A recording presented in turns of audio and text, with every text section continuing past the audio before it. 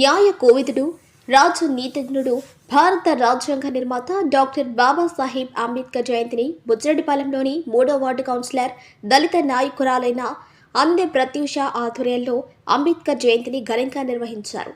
ఈ కార్యక్రమానికి ముఖ్య అతిథిగా తెలుగుదేశం పార్టీ నాయకులు సూర శ్రీనివాసులరెడ్డి విచ్చేసి అంబేద్కర్ విగ్రహానికి పూలమాలలు వేసి ఘనంగా నివాళులర్పించారు. ఈ సందర్భంగా ఆయన మాట్లాడుతూ భారతదేశ బడుగు బలహీన వర్గాలు ఏ విధంగా ముందుకు వెళ్లాలో ముందుగానే ఆలోచించి రాజ్యాంగాన్ని నిర్మించిన వ్యక్తి డాక్టర్ బాబాసాహెబ్ అంబేద్కర్ అని కొనియాడారు. ఆయన అడుగుజాడల్లోనే ప్రతి ఒక్కరూ నడిచి ఆయన్ను అందరూ ఆదర్శంగా తీసుకోవాలని సూచించారు.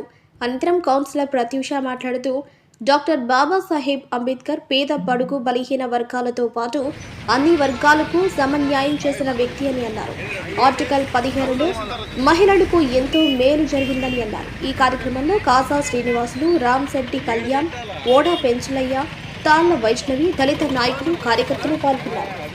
అందరికీ నమస్కారము.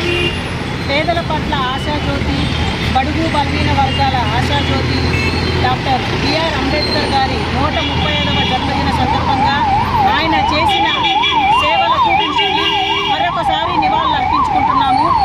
ఆయన బడుగు బలహీన వర్గాల వాళ్ళ కోసమే కాదు, మహిళల కోసము, తరువాత మైనారిటీల కోసము, వారి హక్కుల కోసము రాజ్యాంగంలో చాలా ఆర్టికల్ పొందుపరిచారు. ఆర్టికల్ 15 అనేది మహిళలకు, వారి హక్కులకు, ఓటు హక్కు కానీ, వాళ్ళ మహిళల సాధికారత కోసం కానీ ఆయన రాజ్యాంగంలో పొందుపరిచారు. ఆయన ఒక వ్యక్తి కాదు, ఒక అతీత శక్తి. ఆయన చెప్పారు, ఎంతకాలం బతికామన్నది కాదు, ఎంత గొప్ప విలువలతో బతికామన్నదే ముఖ్యము.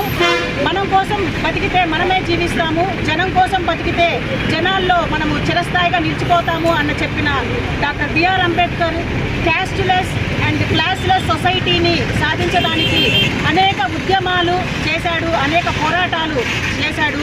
మన భారతదేశ కీర్తి ప్రతిష్టలను అంతర్జాతీయ స్థాయిలో చాటి చెప్పిన వ్యక్తి, మహాశక్తి డాక్టర్ బిఆర్ అంబేద్కర్.